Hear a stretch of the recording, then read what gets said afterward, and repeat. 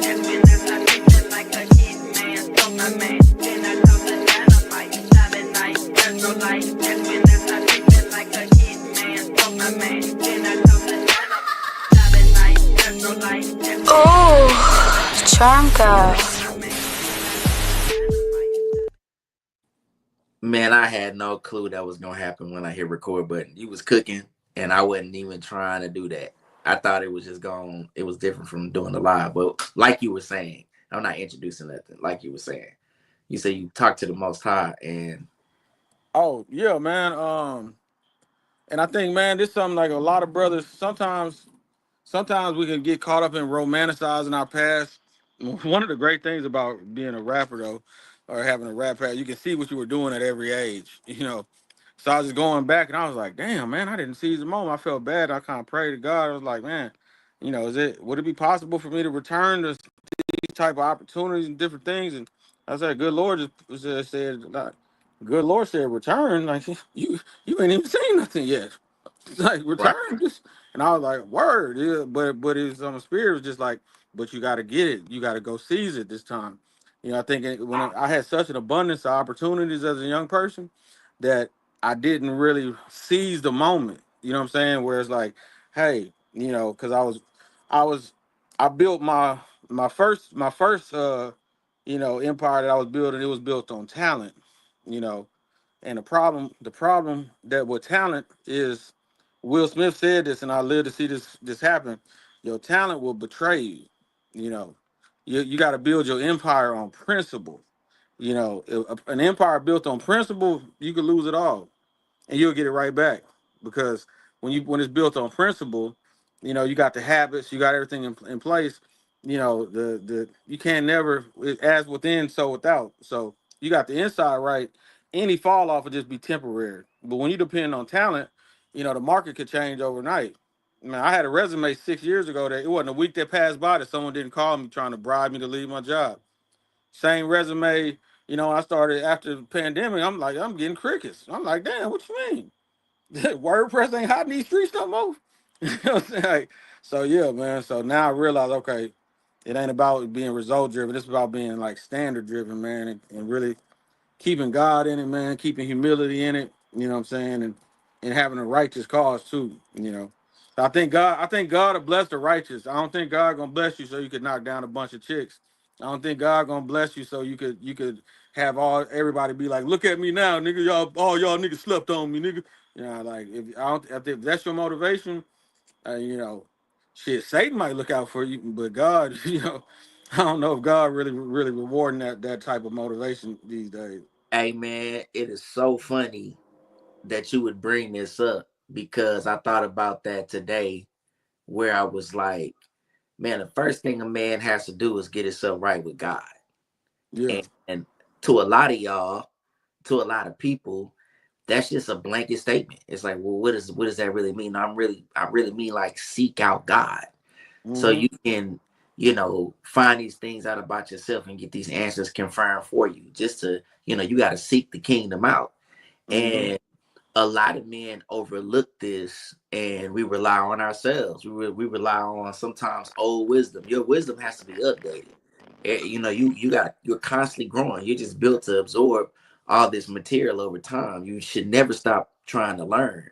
So it's funny, like the resume example is one of them. It's like, damn, okay, this ain't good anymore. So I have to just continue to let me not let that circumstance fuck me up. Like, let me make the adjustment and move forward.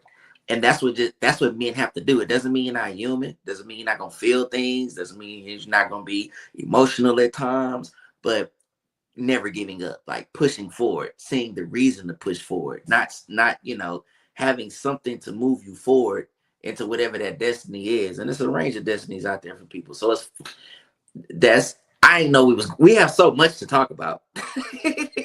But why wouldn't we start this off positively? That's something that I think is an issue, like right now on just social media, period. After we lost him, but he's gonna come back. I'm sure I'm gonna get him back. But I'm gonna continue this question, and I'll have to repeat it as soon as he comes back. But My question is, in this age of social media, do we have enough positivity going towards black men? Is there enough positivity going towards black men? I just don't think so. I don't really see it that way. Um I think things are really in a large manner um female driven. There's a lot of misandry out there. We know that they're heinous crimes that men commit. We know there are men that misuse power. We understand this. Um that's a battle for men to fight, because a righteous man, they're righteous men. Men should think righteousness first. Righteousness first, not even trying to get into a situation where they really have to bring harm to someone. But that is a part of the game if you're going to be protecting people, however, comma. I don't think that there is this large sector of men that are just wanting to practice misogyny and don't want women around and things and are intimidated by women. I don't think so. Maybe there's a smaller amount that knows how to handle that feeling of intimidation at times, or the intimidation is different for the larger portion than the smaller, very small group that I think is actually heinously out here trying to commit crime and hurt people. Yes, the statistics are statistics, but um the statistics represent a portion of and I just kept rolling, Rob. I Nah, just it's cool. That's how you supposed to do, man. but the statistics are a measurement of a portion of society, and it doesn't mean that that portion can't be great, that it can't greatly affect um our community, our society around us. But I had this question. We started this off talking positive, right? Mm. And I've already stated this question, kind of, gave a whole bunch of information like I typically do. But now we can just lead back. So I gave my opinion. I can hear your opinion. Um, we started this off positive, and I stated this question, and I was going to give it to you. Um, is there enough positivity about masculinity around? Is there enough discussion of just masculinity in a humanistic way? And it doesn't really seem to be. It seems to be that women in our community, black community especially, are just this infallible creature. Like they don't, or we can cover all their faults. Their faults don't mean anything to such a degree that when we talk about black men, it's almost like we don't need that. It's like we don't need any, like, don't humanize me. Everything I'm doing is vicious. Everything I'm doing is terrible, even when I'm not. Versus how we just started this off. Hey, man, this is what we're talking about growth as men. This is what men talk about. But it seems to be a lot of pandering. I'm just being honest, pandering at times, or just, this. Now, I get exactly what you're saying. Let me say this first. As men, because I can't really even say that this is something to blame on society, because now, you know, the program is so well instilled that men are doing this.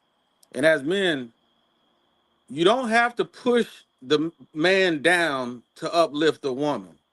You know, um, we said we're not gonna say names no more, so I won't just point out anyone specifically, but like the clip that we were watching, earlier today, where the brother was saying how, we all need to be accountable, for a lack of trust or different things because they've been hurt. See, that's a guy who wants to express his support and empathy to towards women, right? But there's a lot of men, maybe they lack the ability to articulate themselves in the right way. Maybe it's just they haven't really, thought about it objectively enough. Maybe they seen a mother struggle or something like that, their sister.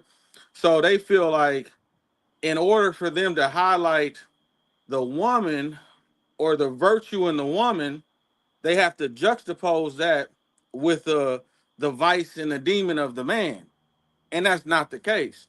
We can love our women, and we can hold our women accountable and we can uplift our women, like independent of men. Like we don't have to like. There's enough in the account to pay for both. You know what I'm saying? Like, and I think like that's one habit that I see a lot. Right? Is the we have to push the man down to lift the woman. We can't just as men be proud of the woman. The other one is I think when men suffer, we look for a cause, right? Um, and a lot of times we don't do a thorough enough self self, analyzation when we find the cause. I'll tell you a real popular one that used to be back in the day, man. Man, I'm not taking care of business, man. I'm about to stop messing with these chicks. And it'd be like, no, your dating life isn't actually what's causing the problem. Your poor work habits, your lack of organization and management is what's causing the problem. You don't spend that much time actually dating if you think about it day to day, but you spend a lot of time playing video games, smoking. But it's easier to run to the one, man, it's these chicks, I got to get focused. Like, no, that wasn't necessarily the case. Not to say that the chicks aren't a part of it, but you're dealing with a problem way deeper than the women that you're dating, right?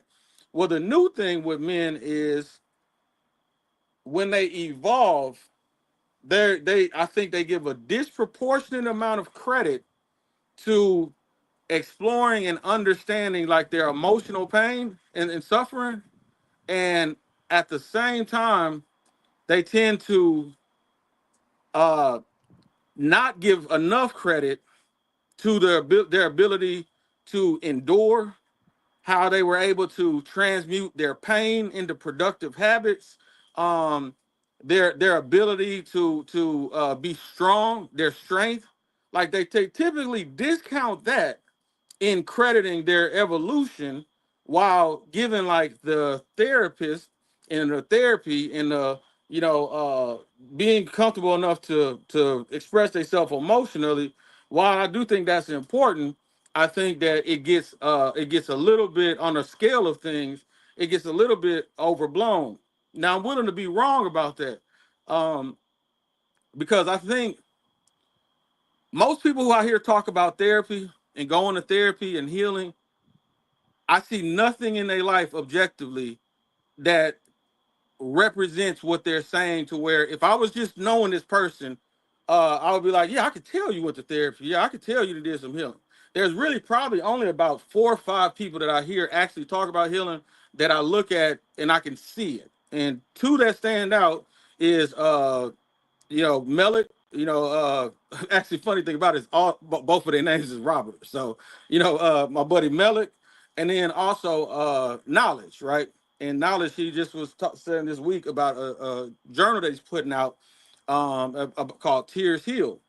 Now, I don't see I don't see vulnerability and tears in the same way that maybe Mellick or Knowledge see it. But this is a lesson in, you know, accepting people who see things differently. So I told, I hit Knowledge offline. I said, hey, I don't know if that I see it quite the way that you do. But out of respect, because you actually have lived the sermon, I can see the work that you've done. So just out of your character, I'm intrigued to learn more about where you're coming from. But I told him, but I do have a hypothesis. I believe that like you're a very kind man, as is Mellick. You know what I'm saying? Both type A brothers one play college football, one 6'5" Navy guy, big swole. I My theory is like you're a kind man, but you're still dangerous. I wouldn't just play with you. You hit the weights every day. You're physically imposing. Your strength pays for you to have that space to be vulnerable. See, you could be vulnerable because you're strong. You could be vulnerable because you're dangerous. You could be vulnerable because I wouldn't play with you. So I don't know that it's necessarily vulnerability more so than it is balance. Because if I'm a scrawny kid out of shape, this, that, and the other, and I'm scared, this, that, I don't know that I need vulnerability. I may need to learn how to fight. So I think that's where I think we're kind of like not diagnosing individually and trying to diagnose as a group. Uh, I can kind of rock with that. I think vulnerability is misused. I think I can be transparent. I can be honest. I can and that's a level of intimacy because that's what I'm thinking internally versus I think we also look at vulnerability like what you just said, even in the physical sense of weakness and like what's detrimental, and not even just to me physically but also emotionally too, but like what's a detriment to me. I think information like that, let's say it's something that you feel that if you were to give it away it is potentially a threat on you in any way, in any shape form fashion, I don't think that needs to be shared. That's just off, and that's not about weakness at that point, or that's not about that's really not about, that's about integrity, just Yeah. making sure that's something that you can deal with. I think the vulnerability we should be giving is, hey, but hey y'all, we coming back on this episode to say that we said some bullshit somebody didn't really like. We're Yeah. not trying to do that. We want to have an honest conversation, and that's a level of vulnerability to say, hey, I can come back and apologize. That made me feel bad. I ain't like that, so we're gonna come address it and woo woo woo woo woo. That Yeah. doesn't mean take that for granted and turn Yeah. it into something as if I might not, I don't know, smack the shit out of you. Yeah, you Yeah. shouldn't do that. But what you should take is my humility that I'm giving you. And I think a man should be comfortable with that because by me doing that, don't get it fucked up. Yeah, yeah, and I And, think to your point that go vulnerability ahead. is the wrong. I think vulnerability. You just hit on something. I think one of the biggest issues right now. I think even with in dealing with a lot of mental health narratives is we're using the wrong words. Like vulnerability, actually, the word first off, the word in and of itself is a terrible word to use. That's why like Jason Wilson, the man for the moment, he went back and re-edited out every usage of the word vulnerability. Right. If you look up the definition, you'll see how terrible of a word that actually is to use. He goes with emotional transparency. I would argue that it's almost like uh, humility. I think, and I was just talking to a woman a couple nights ago, and she was like, "Yeah, I think when guys heard vulnerability, I think like they thought we meant like we want to hear about every problem that they have and everything like that. It's like no, we just wanted to know like what's going on. Like how how you feel. Right. Like they and how you feel is more like you know hey man, I'm glad to see you, girl. It's been a long day, but what I'm saying, you make it worth it. Like you're letting someone in. I don't think they meant that they want to hear about every problem that you have, see you crying, because it's just then I'm just so stressed and all that. I don't know, because the thing about manhood is like, yeah, I want to represent. I represent men. Right. I'm Robert Mayberry the fourth. I have a certain standard as a man. You know what I'm saying? Like if you're in the military, you're a Navy man. You represent that. You know what I'm saying? You're a Williams. You represent that. So I have to handle things as a man. I don't think. And here's another thing I think that where a lot of guys mess up. They talk about how man, a woman, man, if you broke her, if you doing this, man, a woman will leave. Man, I think a woman will. I think a woman will respect you in any situation so long as you handle it as a man. Okay, yeah, you messed up, you know what I'm saying? You unemployed, you lost a job, whatever, but you still getting up programming in the morning. You still prayed up. You still walking out the house going in a great spirit, working on getting closer to it. You still operating and conducting yourself. See, we be thinking that people switch up, but most men switch up on themselves because you define yourself based on your position, based on that.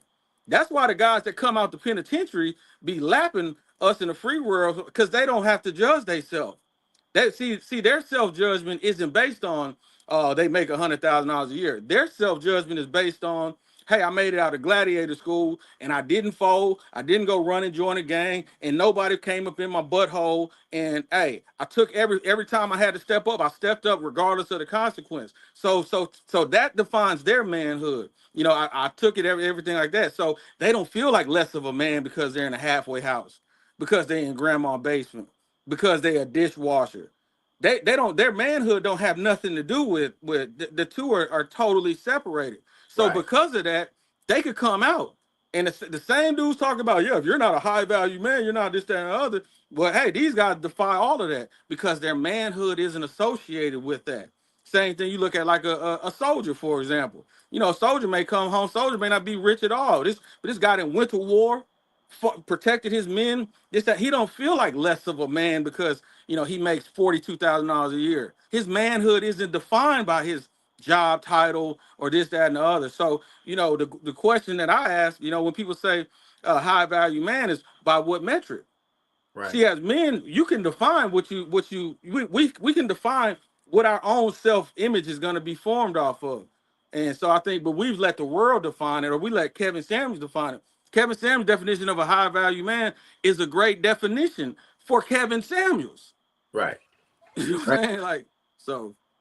And to a look, since there has been critique of red pill information or people that have been a host to it, I will say one of the drawbacks is it's the lusty part of it that people are gravitating to, which is why they want the information.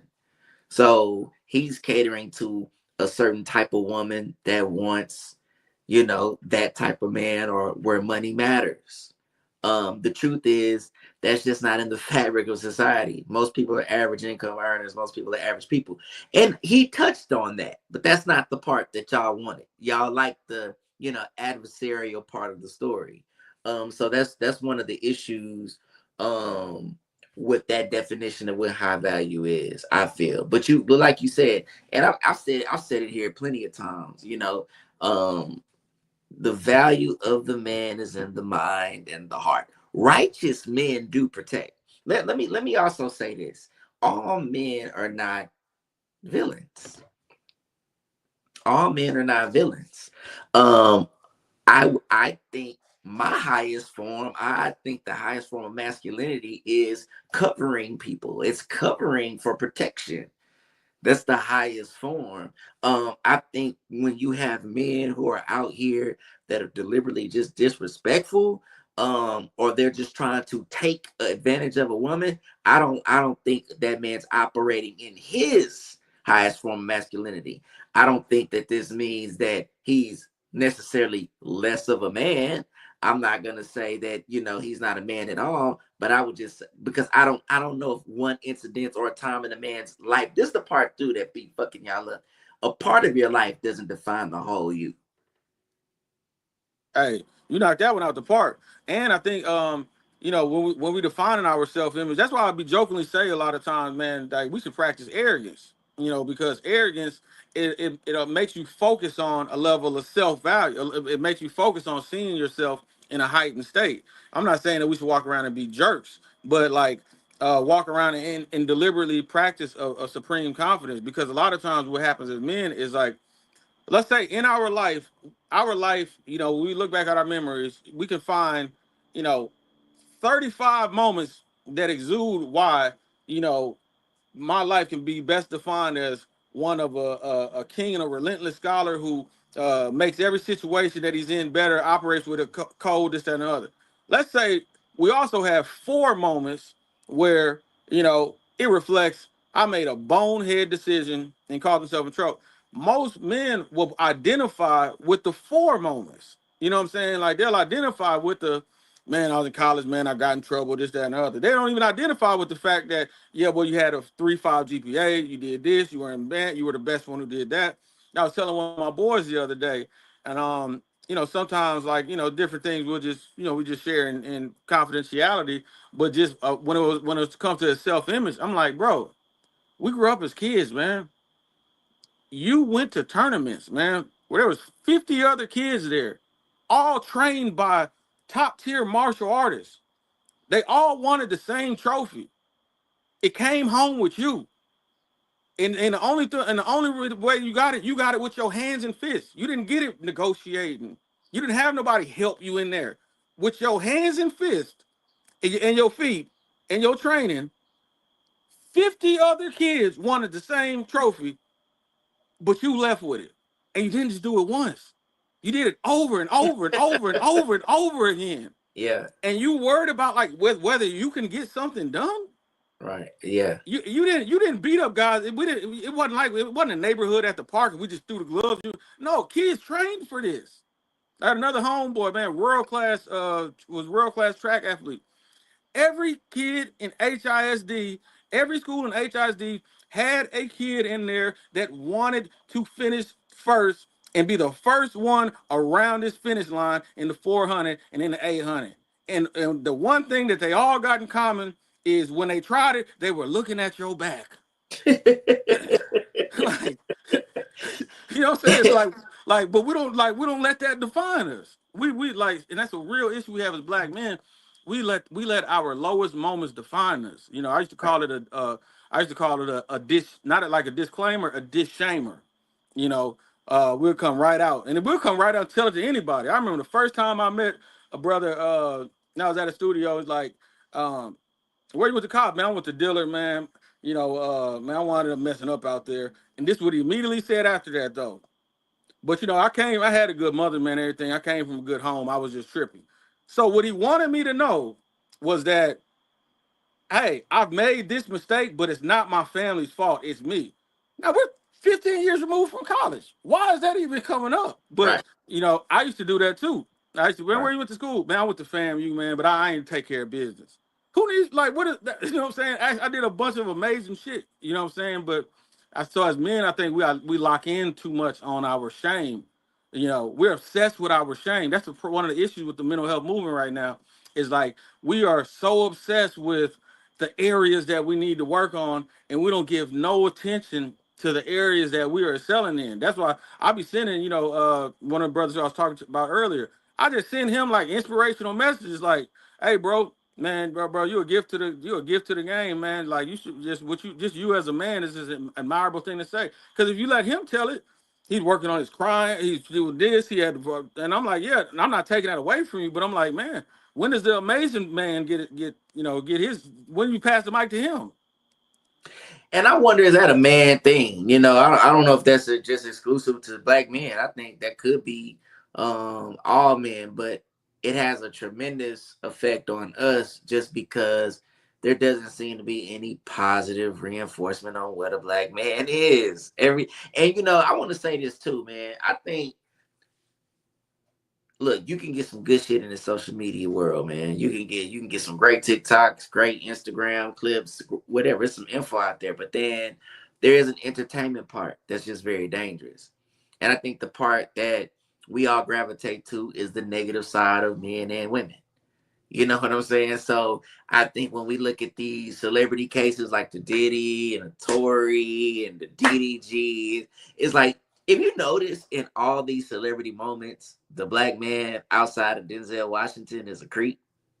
Man, He's man, either a creep or or he's Will Smith. yeah, Like, no, most definitely, you know, most and definitely. and there is no more rock. Remember, we had rock, you know what I'm saying? Whoa, Mm-hmm. whoa, whoa, we had rock, Yeah, that. See, here's the issue with also, I'm gonna say this.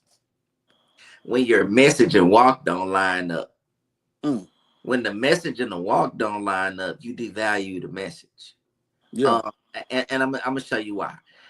Bill Cosby single-handedly probably has played a major role in Generation X for sure, going to college. yeah, And them continuing that on with millennials and moving forward, because that's a sense of Bill Cosby understood programming early on. That's why he wanted to be in it. And mm-hmm. that's the thing with certain black people, when they get to a certain level, they get to see how the whole operation goes. And I do believe that he really wanted to, reprogram black people. But because behind closed doors he was so vile, he was so perverted, it totally has it to where we don't even think of him anymore as a positive black male role model that was on TV, that was with his family. I mean, these things just typically don't exist anymore. The way we see black men is really one small fragment of what it really is, which Yeah, is also in line with what you just said, because I think we have to have some attachment to either being in the ghetto or have gone through prison. Now, you did say something tonight that makes the prison understanding for me grow. You know, hey, these brothers aren't touting this around because they want to seem hard, but they're saying, you know, they made it out a certain way because that's an achievement, that's an accomplishment. I mean, you're in there with other men. If you've ever been anywhere where there's other men, you'll learn boundaries. Most definitely, most definitely. And When just you're a when you're around a bunch of fucking men, you're mm-hmm. going to learn boundaries. Most definitely. Most definitely. And that's why Yeah, like those experiences, man, a lot of times, I mean, it does help in the refinement. And man, I'm not a member of a fraternity. And I do think, you know, obviously like, you know, latest story with the Caleb at the tragedy at Southern University, things of that nature. There is a sometimes individuals to let an ugly part of it live on and go way past the mark. But I do think it provides. I've seen the development of young men from just a rites of passage. You know, whether it be playing college football, whether it be just being in an organization where you have to be accountable to other men and you have to actually accept the fact that hey, you have superiors that are other men that you have to listen to. You know, whether that be in the confines of football, the military, you know, alpha, you know what I'm saying? Whatever. You know, that just seems to assist men. And I think that rites of passage element, the penitentiary.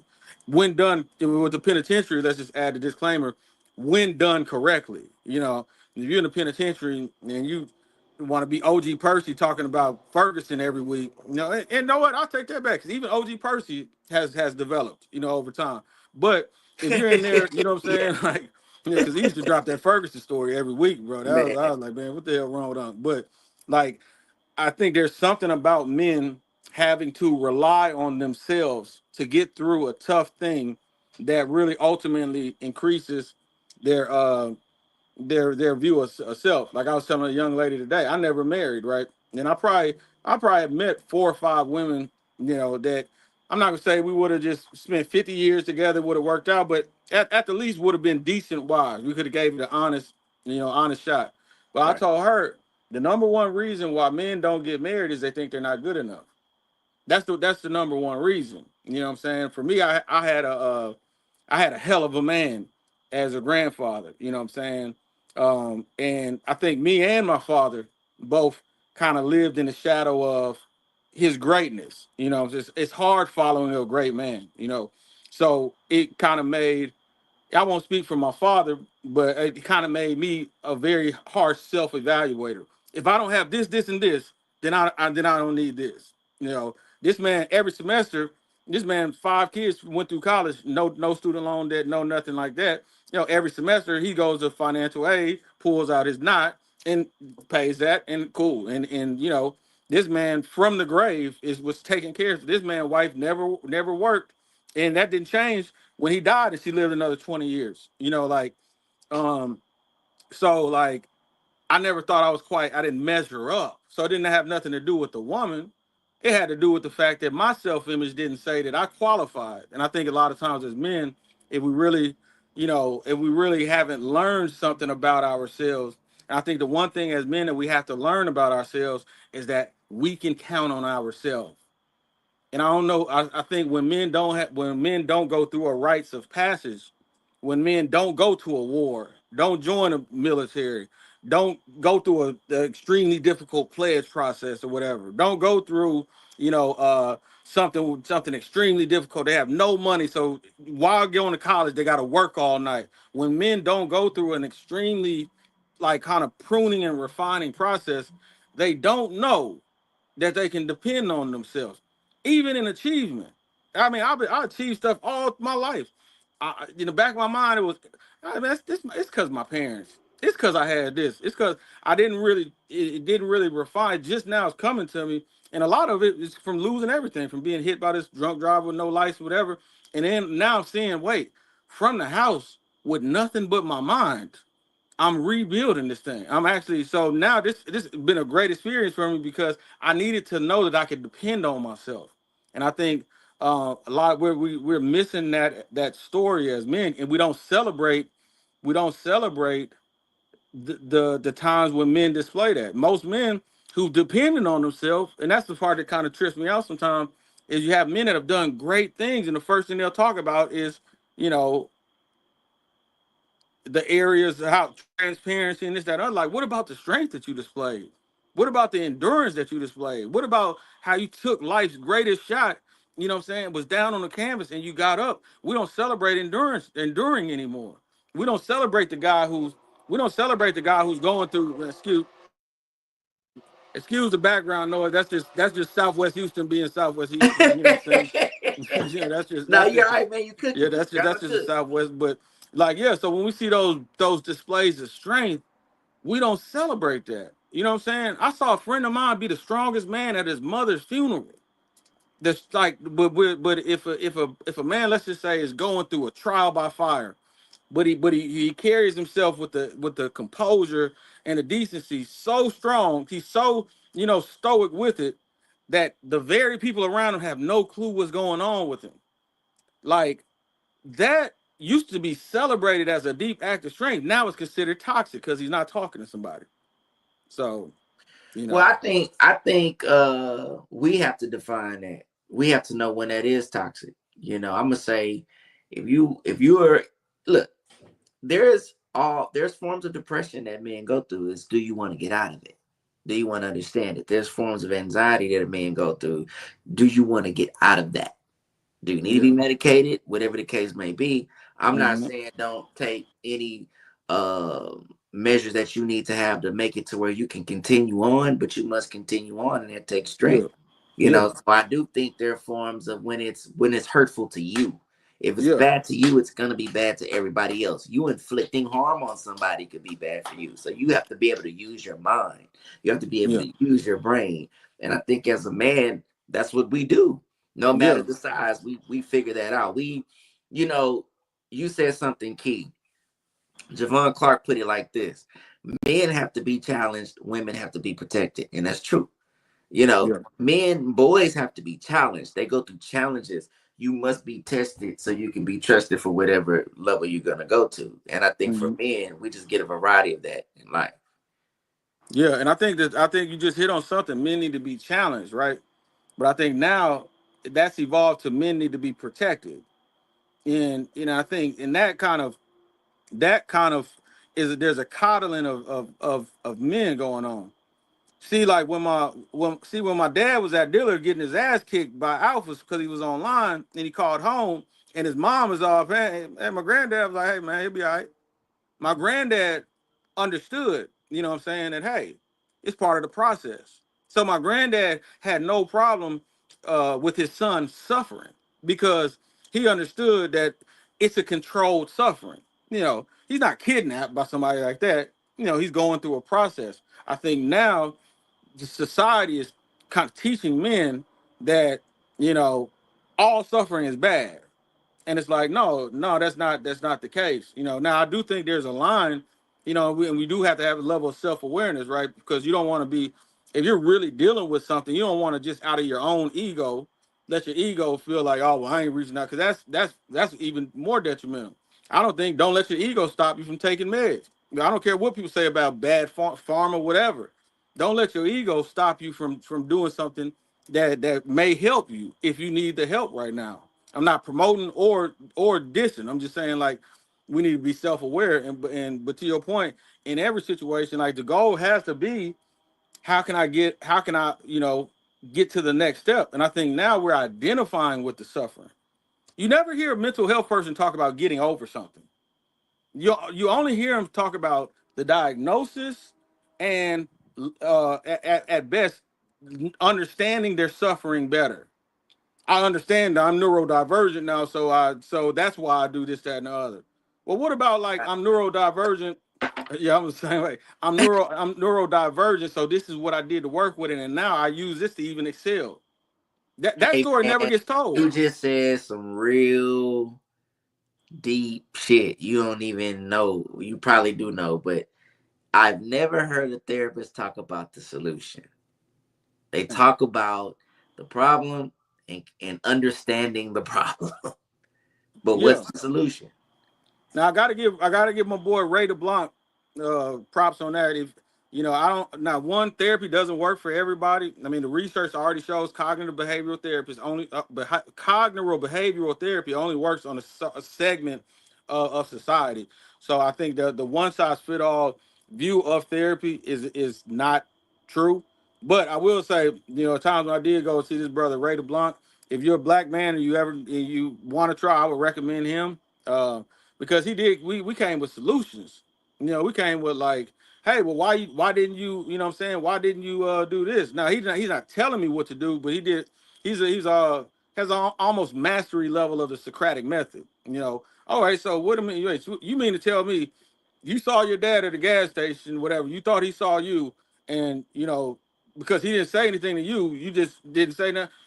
Why you didn't just walk up to him and say something? I mean, what would have happened if you did that? What do you think would be? What do you think is more in alignment with the type of man you want to be? The type of man who sees and waits on the talk, or the type of? So he would ask the question and I'd be like, damn, wait, you know what?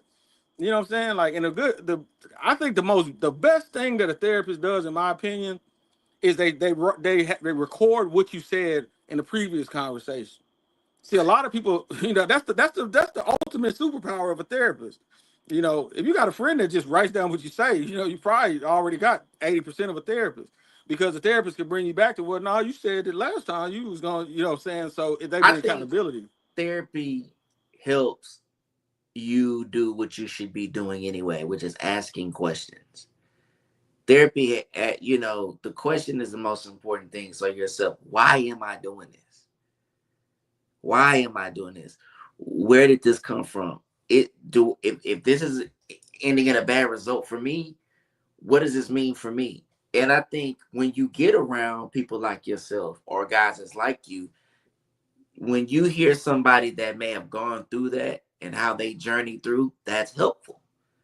So there's a level of that should be going on anyway. And I think you pointed that out, that just talking to a friend, I guess the therapy was almost comparable to that benefit, being able to Yeah. talk to somebody and get some help. Yeah, most definitely. To me, like, going back to that brother, that's one of the things I think is because a lot of times we don't really recognize the fact that we don't recognize the fact that we actually we're actually repeating things that we already said. Like, we're having I think it's something like 97% of our thoughts are the same every day. So you can get caught up in just the spirit of, or you've been complaining about this. This young lady called me the other day and was talking to me about something. And literally, this is the fourth time she's had this conversation about this issue. You know, and I'm like, dang, now it wasn't the time for it was really what I've learned now is some people talk to you about problems and they don't want an answer. They just want someone to hear their problem. So I just heard a problem, but in my mind I'm like, damn, this is the fourth time you talked about this. You know, so it's like, so we have to really, it's like, but the desire, see, to me, the one thing that we talk about that's missing from the whole like healing conversation is that it has to be fueled by a desire to actually heal. That's the part. Healing requires a desire, and if you don't have, and not even a desire, a burning desire. I'll give a perfect example. I created a series like Dad Issues, and now a couple episodes into it, my dad hadn't responded to some certain things in a way that I would have wanted him to respond. Yeah, how I projected a dad should respond. So I got super mad at my dad, and I was working on an episode, and this episode was going to point out, how the beef that sons and fathers have and everything, the misunderstanding. But then, it came to me. I didn't put it out and everything, just sat with it. Then finally, in my own strength, I just decided, and this was about a couple weeks ago. I decided, you know what, I'm an unconditional son. Me trying to have a bilateral, you look out for me, I look out for you relationship with my dad, it keeps resulting in me being pissed off. So you know what? I'm gonna be an unconditional son. And I got this out the Bible. This is in I think First Samuel. You see, David, Saul never treated David with any kindness. Saul threw a spear at David's head. Saul talked down on David, but David always had respect for Saul. Even when Samuel anointed David as king, he still honored and respected Saul because his relationship with Saul wasn't based on we look out for each other and that type of thing. No, his relationship with Saul was this is the man who God chose to be the king of Israel. So my love for God, I'm gonna honor his king. So David didn't require anything from Saul to love Saul. So that's where I shifted with my father. See, this is the man. This is the man that the Lord chose for me to enter the world from his seed. There is no four without three. So I love my dad because this is who God actually chose for me to actually be the son of. So my dad doesn't have to do anything. We're no longer in a bilateral relationship. He can do whatever he wants to do. I'm gonna love and honor my father because this is the man that God chose for me to come into this world from. And if I'm really honest, he's giving me everything that I need. It's nothing. There's everything I need. The tools are already there. But that takes a level of desire. That takes a level of removing my ego. That takes a level of refinement to say that, hey, man, and that's like the journey that we don't really talk about. We want everything to be fair. Hey man, this is why we gotta be tough. We need to have more conversations like this. We definitely need to have more conversations like this. I didn't know we were going here. I never know where we're gonna go when I have y'all on the show, but I think it's dope, and I want people to see what masculinity looks like as it's progressing. Because you see that on our channels. I know you see it on my channel because I have shit that I don't even talk about no more. You know what I'm saying? You need to see us progressing, but you also need to see the interaction. And I think that's what needs to go out to the world. That's the algorithms need to pick up on this. So you need to hit the like button. Go on and hit that like button. Get in the comments. Tell us what you think about this conversation. We do talk. I talk back. Don't forget to subscribe too, man. We love y'all. Peace. Oh, Chanka.